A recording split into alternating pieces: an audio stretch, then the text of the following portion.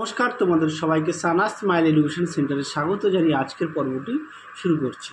আজকে তোমাদের জন্য নিয়ে চলে এসেছি, তোমরা যারা নবম শ্রেণীর সেকেন্ড ইউনিট টেস্ট পরীক্ষা দেবে তোমাদের জন্য রায় ও মার্টিন প্রশ্ন বিচিত্র থেকে আজকে সমাধান করে দেখাবো।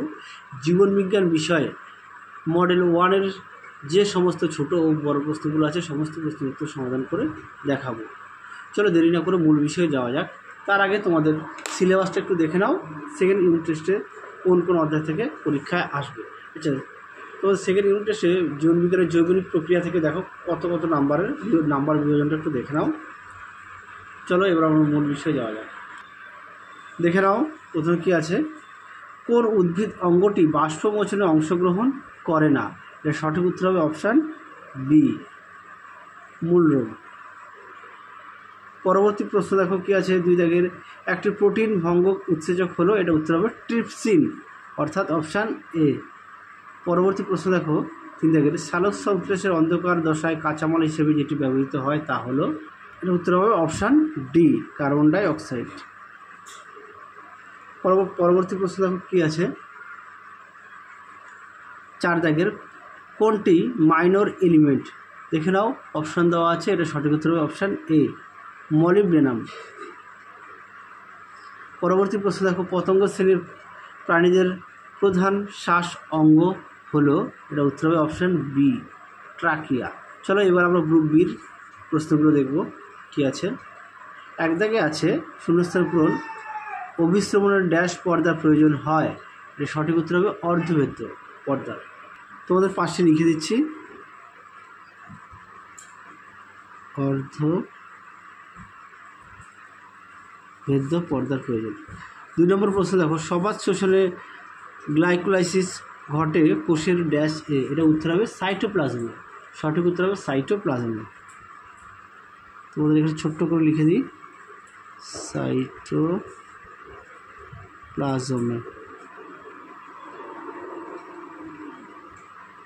3য় প্রশ্ন দেখো, বৃক্কীয় নালিকার ইউ আকৃতির অংশটিকে বলা হয়, এটা সঠিক উত্তর হবে হেনরির লুপ, সঠিক উত্তর হবে হেনরির লুপ। উপরে লিখে দিচ্ছি,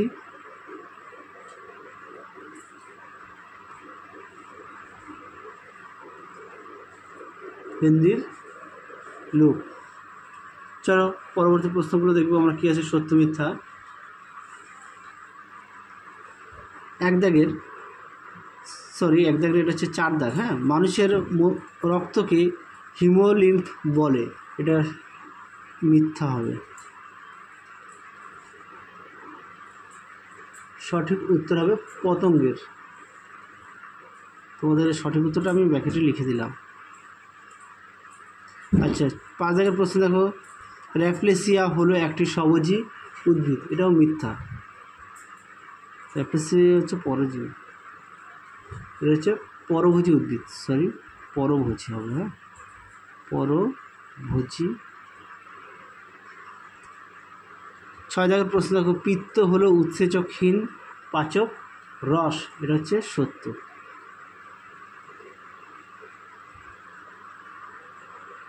চলো পরের আমরা প্রশ্ন দেবো, বাম স্তম্ভের সঙ্গে ডান স্তম্ভ মেলাও। প্রথমটা আছে কি, যোগ হবে বি, নেফ্রিডিয়া, তাহলে এখানটা বি লিখে দিলাম।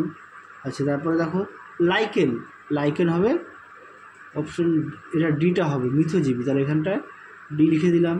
আচ্ছা, তারপরে আছে কি শ্বাসমূলটা হবে এ, লবণাম্ব উদ্ভিদ। তারপরে দেখো কি আছে, বলেছে প্রশ্নগুলির নির্দেশ মতো উত্তর দাও, যে কোনো 3টি।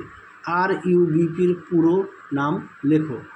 Ribulose bisphosphate. আচ্ছা, তোমাদের এখানে আমি লিখে দিচ্ছি পাশে। হ্যাঁ, দেখে নাও, প্রশ্নের উত্তরটা আমি লিখে দিচ্ছি, রাইবোলোজ বিসফসফেট। পরবর্তী প্রশ্ন দেখো, 9 দাগের বিসদৃশ শব্দটি বেছে নিয়ে লেখো। তরুক্ষীর, রজন, কুইনাইন, গদ, এর সঠিক উত্তর হবে কুইনাইন।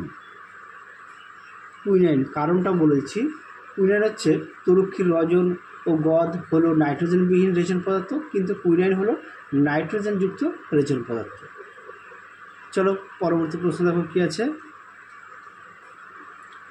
কোন শ্বেত রক্তকণিকা হেপারিন নিঃসরণ করে? এটা সঠিক উত্তর হবে বেসোফিল নামক। হ্যাঁ, বেসোফিল। বয়কার দন্তার সয়কার হয়হস্যি ল বেসকি। আচ্ছা, তারপরটা দেখো 13 দেখো, প্রথম শব্দজোড়া দেখে দ্বিতীয় শব্দজোড়া শূন্যস্থান উপযুক্ত শব্দ বসাবো।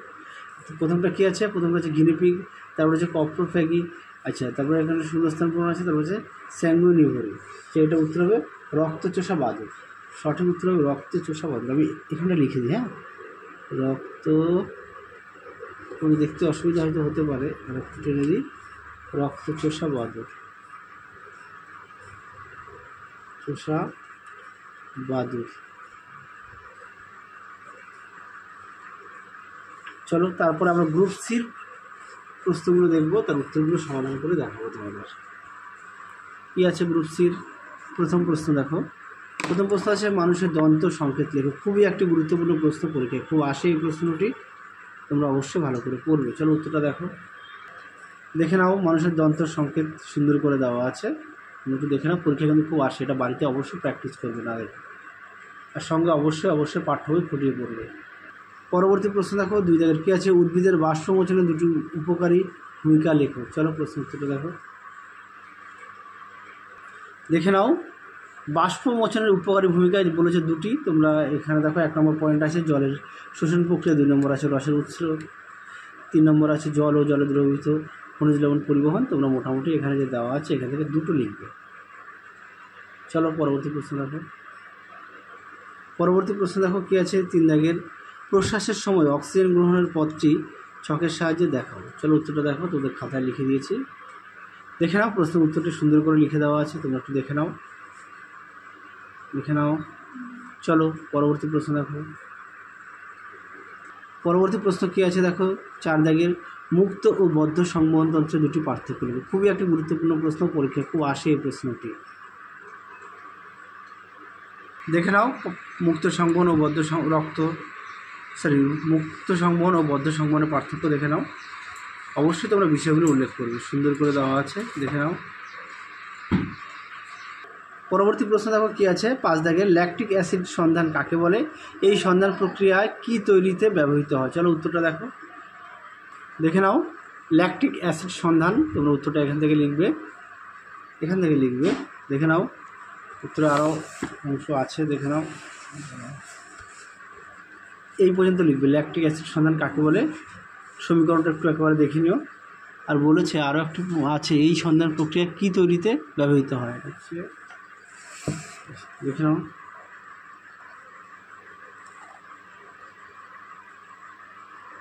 নাও। দুগ্ধ শিল্পে ভিনিগার উৎপাদনে সুন্দর করে দেওয়া আছে। পরবর্তী প্রশ্ন দেখো কী আছে? 6 দাগের মানব দেহে দুটি বিপাক জনিত সমস্যা লেখো। চলো দেখো উত্তরটি, দেখে নাও। বিপাকীয় সমস্যা সুন্দর করে দেওয়া আছে। চলো পরবর্তী প্রশ্ন দেখো, 7 দাগের প্রশ্ন দেখো, ডিকসন ও জলির মতবাদ অনুযায়ী রসের উৎসতে সাহায্যকারী বলসমূহের নাম লেখো। চলো উত্তরটা দেখো, দেখে নাও। প্রশ্নের উত্তরটি সুন্দর করে দেওয়া আছে, তোমরা এখান থেকে এই উত্তরটা লিখবে। চলো তাহলে তোমাদের এই মডেল সেটে আমরা group A, group B, group C এর উত্তর সমাধান করে দিয়েছি, আর গ্রুপ ডিটা তোমরা একটু দেখে নিও। তাহলে আজকের মতো এখানে সমাপ্ত করছি, আবার দেখা হবে খুব শীঘ্রই পরবর্তী ভিডিওতে। তোমরা সবাই সুস্থ থেকো, ভালো থেকো, টাটা।